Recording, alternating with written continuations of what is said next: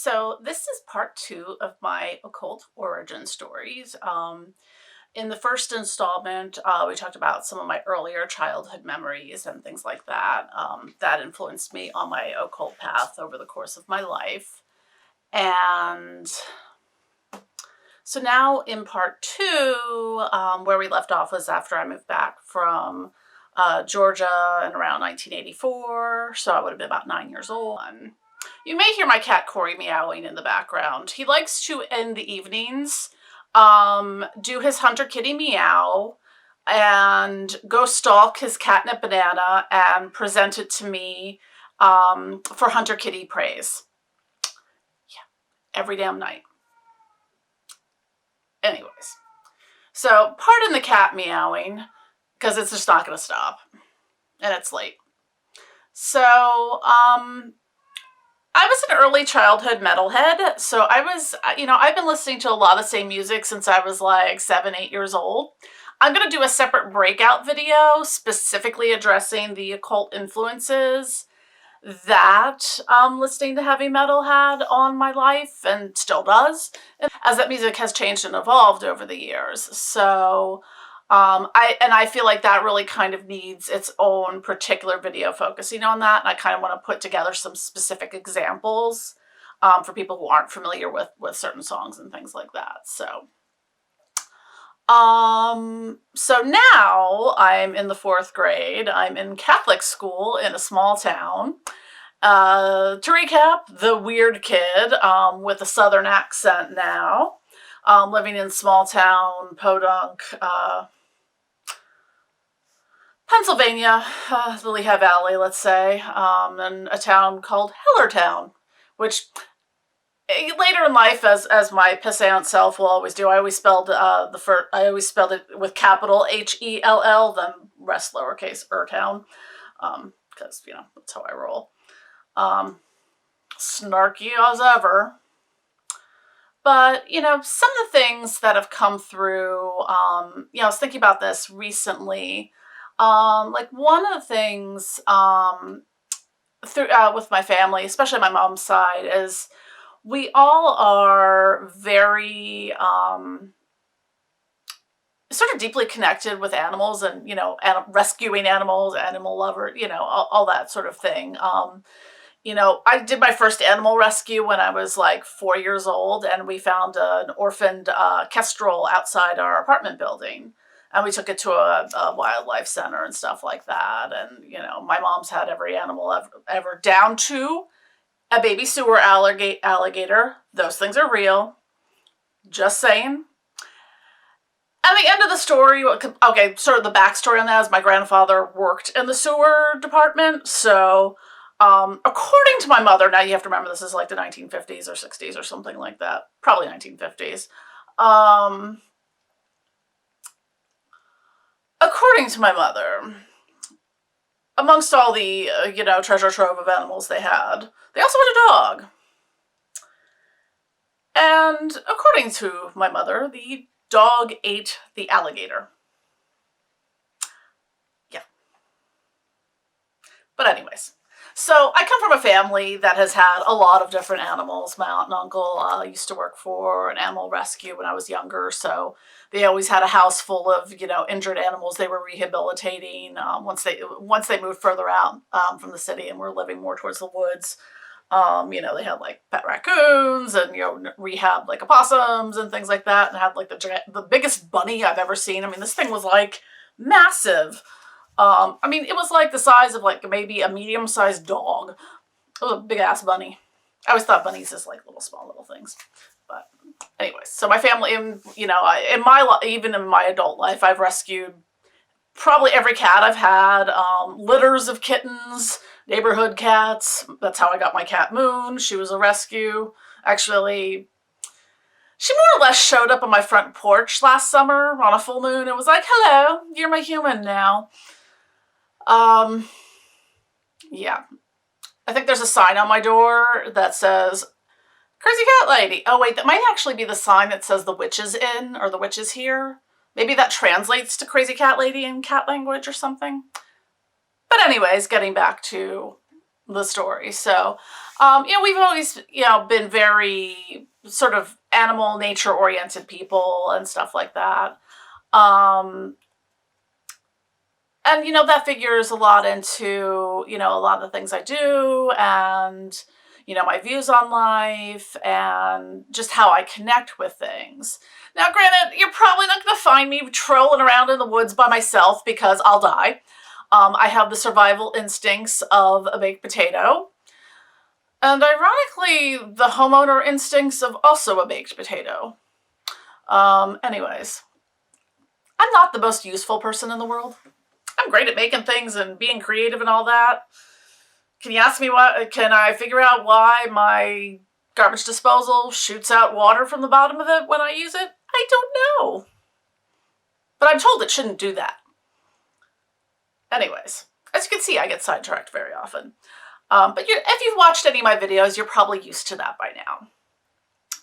So, just kind of going in and out. This is probably not going to be the most congruent tale of various things in my life, so we might skip around a little bit.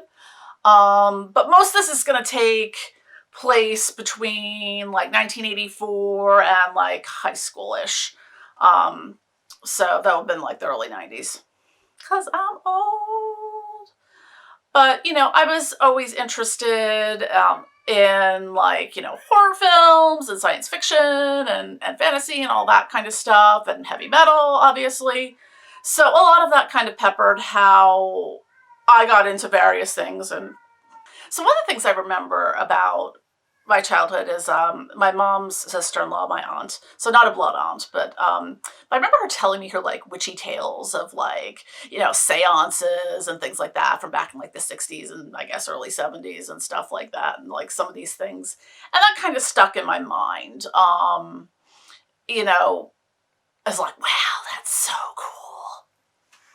And I'm a witchy aunt now myself. I've got a niece, Zoe, so I'm going to tell her my witchy stories. I'll just tell her I'm like Elsa from Frozen. She'll get it. I hear that Elsa is a witch. I don't know. I don't think I've ever actually seen Frozen, but she loves it. She's 4.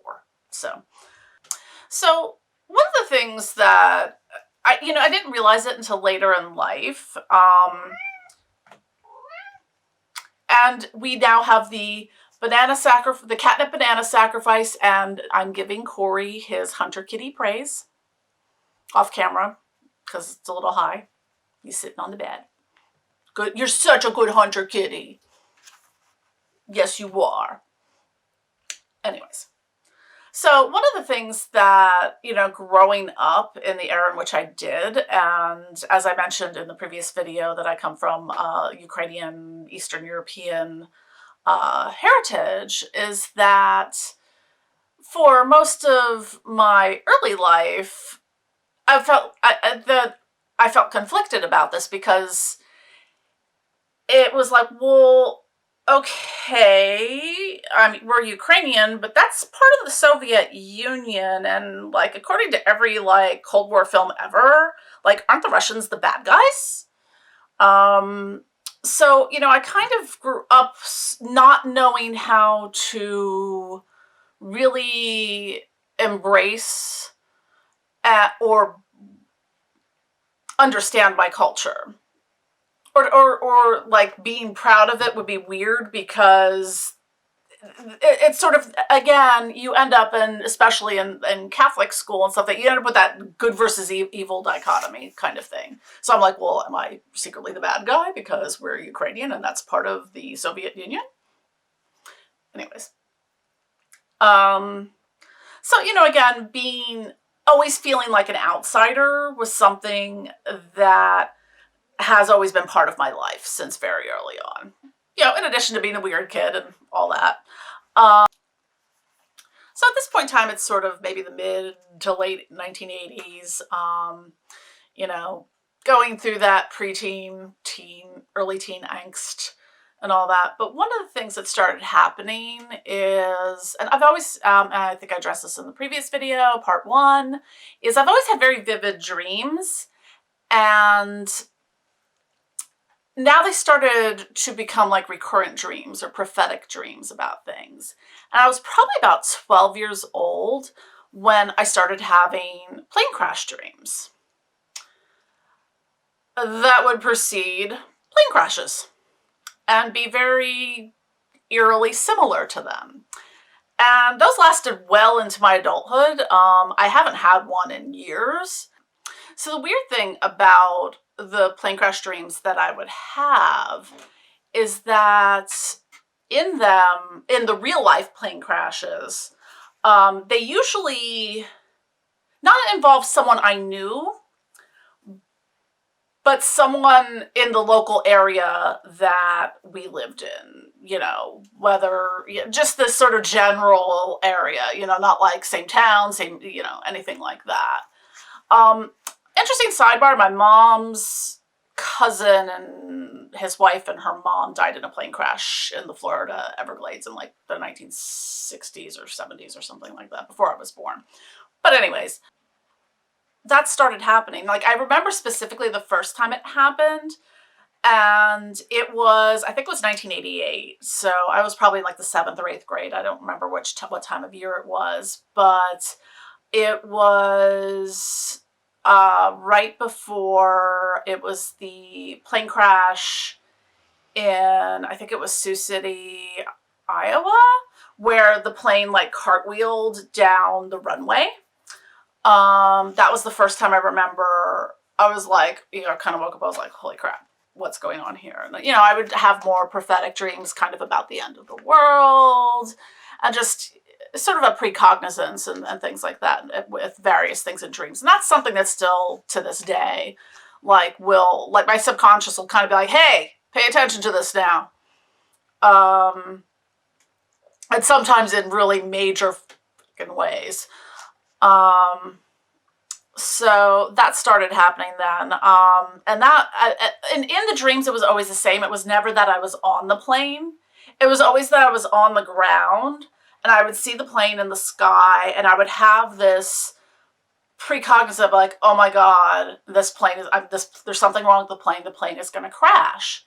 And in the dreams, I was always aware of the fact, I'm like, I have recurrent plane crash dreams. I've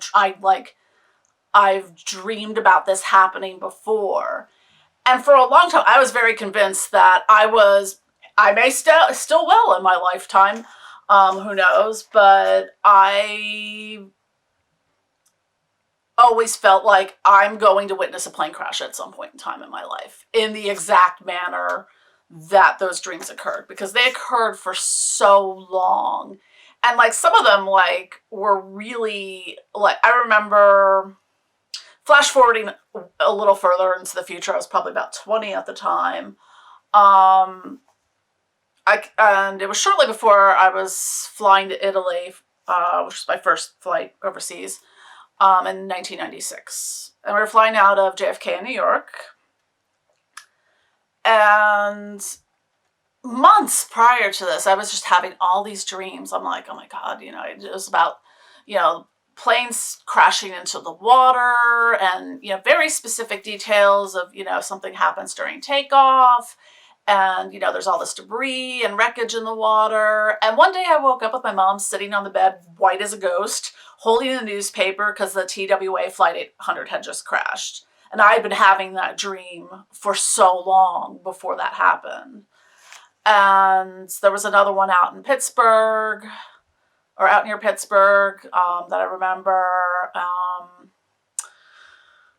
Not insignificantly, but flash forwarding a little further into the future, before 9/11, I was having dreams, because and I worked in a high-rise in Philadelphia at the time.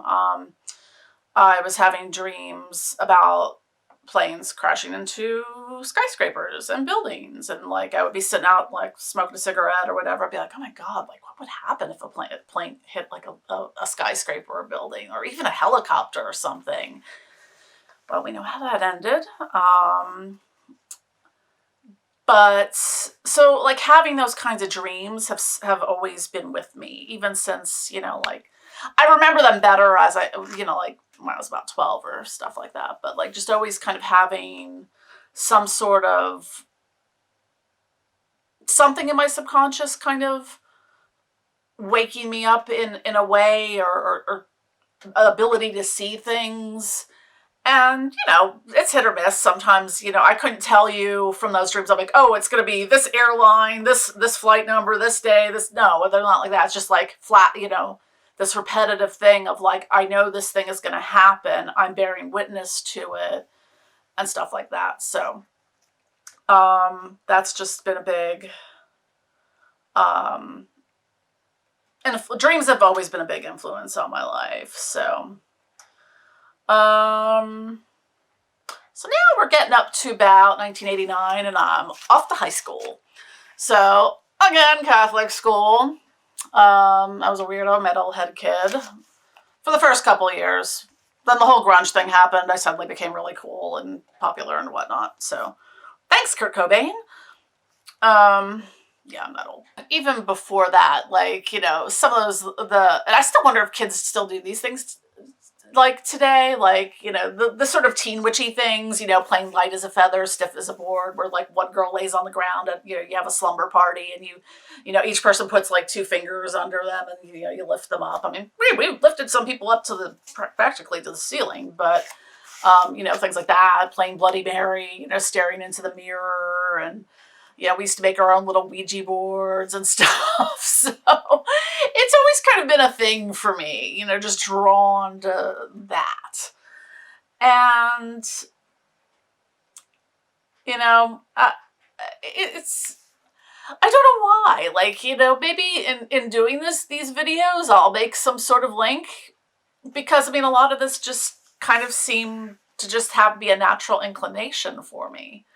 And it wasn't long into high school before I was like, this Roman Catholicism stuff's a bunch of bullshit. So, probably was like, renounced my, faith, religion, Christianity, all that by the time I was like 15 or, 15.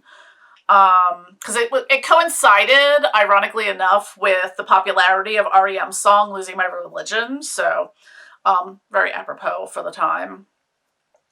But also around this time, too, is my parents started taking me and my younger brother there were some, like, New Age stores and stuff like that in Allentown. So, I'd get, like, my incense, and, I had candles and stuff like that. And, I don't know. Like, there's something about it. I was just like, all right, that's cool. It's my thing. This is, I wasn't, really reading any books.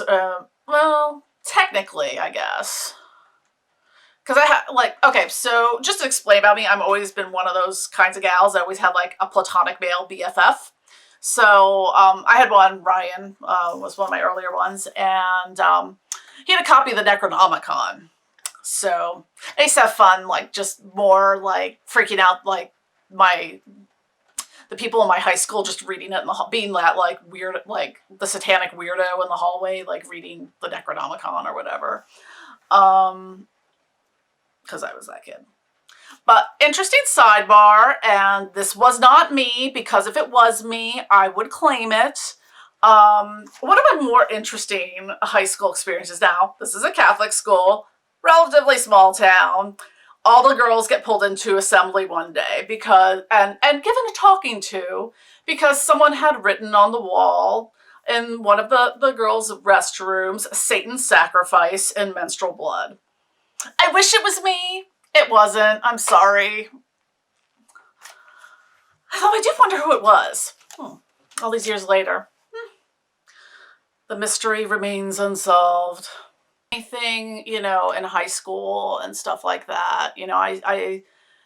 It's when I was really starting to struggle with depression and suicidal ideation. Sorry for not putting the trigger warning before that part. I lost 2 friends to suicide within 2 weeks of each other in 1992 when I was a junior. And, it was sort of a turning point for me, and I feel like in a lot of ways I became darker after that. Like, it was sort of like if my freshman and early sophomore year I was still metalhead chick, and then I was kind of like summer hippie chick one year. I think it was probably because I was mildly anorexic and Trying to hide that. And hippie clothes are great for that because they're all like baggy and shit. But so that's when I started getting more into like sort of the proto-goth, you know, like I guess around the same time I was into like alternative and stuff like the Nine Inch Nails, Smashing Pumpkins, you know, stuff that was popular at the time. But I started getting more into like The Cure and things like that, and you know, some of the more punk stuff like the Misfits and Descendants and 7 Seconds and a lot of stuff like that. But I started getting more into darker music at that point in time, just because I kind of felt darker. Because as I mentioned in the earlier video, is I've been followed around by a trail of death my entire life. So yeah, it was like when I had my intake with my most recent therapist and was talking to him about like trauma and stuff. He's like, yeah, you've got a lot of trauma there. This is someone who specializes in PTSD. So anyways. You know, this is sort of my early explorations into subcultures, which has always been a big thing in my life. You know, whether it was like heavy metal or, you know, even touched upon sort of the new wave stuff, because I was like the kid also, you know, going a little bit back earlier to when I was, you know, 9, 10. I was the, you know, I guess what did they call us back then? The wannabes or something like that, who all dressed like Madonna. I still actually have my little lace fingerless Madonna gloves. And my first little pair of black boots from 1985 that have glitter. I painted glitter on them. They didn't come with glitter on them. So, yeah, I was like, I don't want to dress like these little, you know, girls and stuff. I want to dress like Cyndi Lauper and Madonna and Stevie Nicks. You can tell that may have been a little bit of an influence throughout the years. So backtracking a little bit to how I ended up going sort of the atheist route in high school was once I started learning more. I think we had to take a church history class. I was like, hey, you know, that whole burning times thing and Spanish Inquisition and the Crusades, that's kind of some awful history. You think? Burning witches and all those people, you know, kind of not so great, actually. So that was something that kind of weighed on me. I'm like, I don't really want to be a part of this. And I was interested in other religions too. Like, I was always finding an excuse to like write things about other things that didn't have anything to do with like Catholicism, basically. So I remember writing a paper that was like a group project on Hinduism and Buddhism. Because I was really fascinated by Hinduism because I was like, cool, they're into reincarnation. Because that was one of my earliest childhood beliefs. And, you know, this is pre-internet, couldn't Google, you know, what religions believe in, you know, reincarnation. So I had to go to the library to find that out. And also small white-ass town, you know, basically, yeah, pretty much, high school and stuff like that. So, it was very avant-garde. My final theology paper was, you know, the royal, like, to, Catholicism. I just kind of went off about, like, how there's no place for women in the church and how I'm pro-choice and all this stuff is bullshit, bullshit, bullshit, bullshit, bullshit. Very proud of that. I hope I still have that paper somewhere. It's probably poorly written, but, you know, maybe in my parents' garage somewhere. But that's who I am. I've always been you know, a rebel, you know, pushing the boundaries. Sometimes seeing what I can get away with. I'm a crafty gal, not just in the arts and crafts or witchcrafts. My parents always said I was a schemer growing up. I always had like plots and schemes and things. An excuse for everything. And no, Mom, the car did not run out of gas. We just skipped church. We would always skip when we had mass in high school. Because again, Catholic high school. We'd skip it and go to like Denny's and worship at like the temple of Bob's Big Boy. So, you know, truth comes out. We were at Perkins. I think I learned more there than I would have, sitting and bored off my ass in a freaking auditorium listening to. But anyways, not that I'm bitter or anything. So that's sort of the part 2 of my occult journeys. I feel like I've left something out. Because it's late and I probably forgot something. So, I feel like I've always been this person, and it's taken me a long time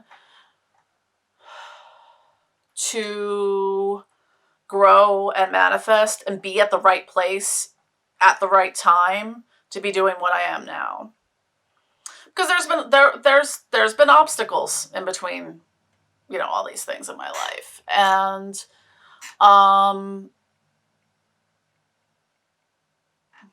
we all have them, whether it's, depression, whether it's living in a small, horrible. Actually, the only thing I did like about Hellertown is we lived really close to a cemetery. Like if I walked out my backyard through my neighbor's yard and crossed the street, I'd be in the cemetery.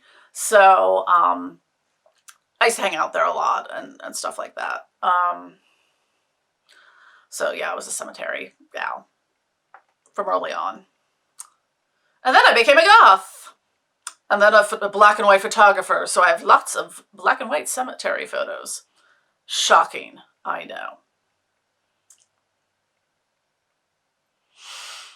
But that was always one of my favorite places, was the cemetery. It was quiet. Like, I'd always walk around and I have very, like a visual kind of map in my brain of like where everything's laid out and whatnot. So this will take us up to about 1993 on the timeline, when I first moved to Philadelphia to go to college. So, and that's kind of where I originally sort of took off on the witchy path of things. But for now, this is where the story ends, because I don't want to keep these too long. Although, I will admit, I do love talking about myself. So, I find myself really interesting. I know that's very narcissistic to say, but I love telling stories. I'm sorry. It's probably why I have a YouTube channel. But anyways, thank you everyone for watching. Thanks to my Patreon subscribers. And don't forget to click like and subscribe for more videos. Be well. Love you all.